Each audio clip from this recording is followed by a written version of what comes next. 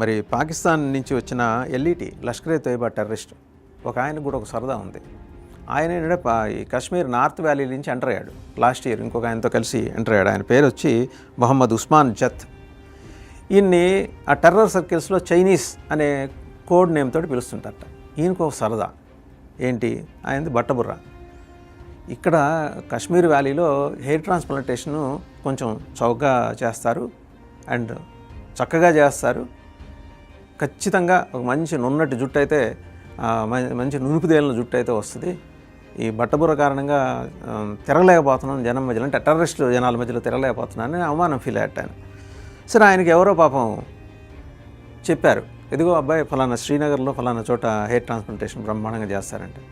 దరిద్రం ఎట్టా చుట్టుకుందంటే ఆయన అక్కడికి వచ్చేప్పటికి శ్రీనగర్ పోలీసులు ఆయన అరెస్ట్ చేసి తీసుకెళ్లారు. ఆయనతో పాటు ఇంకొక ఆయన కూడా వచ్చాడు, ఆయన కూడా అరెస్ట్ చేసి తీసుకెళ్లారు. ఈ ఇంటరాగేషన్ అయిన తర్వాత శ్రీనగర్ పోలీసులు ఆయన నేషనల్ ఇన్వెస్టిగేషన్ ఏజెన్సీకి ఎన్ఐఏకి అప్పచెప్పారు. ఈ సరదా ఏంటి, చివరికి బట్టతల మీద వెంట్రుకలు మొలిపించుకోవాలని ఒక సరదా ఆయన్ని మొత్తానికి ఆ టెర్రరిస్ట్ని మన పోలీసులకి, శ్రీనగర్ పోలీసులకి అప్పచెప్పింది.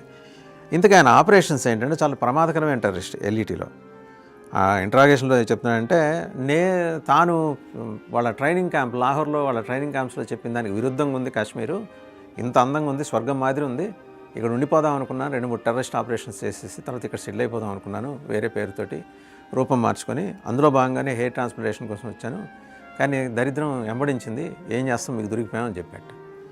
ఇంకా ఏం చెప్పాడు ఆయన, టెర్రరిస్ట్ ట్రైనింగ్ క్యాంప్స్లోట అసలు కాశ్మీర్ అంటే ఎంత భయానకమైన హింస మరి అక్కడ ఉన్న మైనారిటీ సోదరుల మీద జరుగుతుంటుంది అనేది సరే ఇంజెక్ట్ చేసి చెప్తూ ఉంటారు. ఆయన కూడా అదే ప్రాసెస్లో వచ్చాడు. తర్వాత తీరా ఇక్కడ కాశ్మీర్ వచ్చిన తర్వాత అంతా కష్టపడే నార్దర్న్ వ్యాలీ వైపు నుంచి వచ్చి సెటిల్ అయ్యి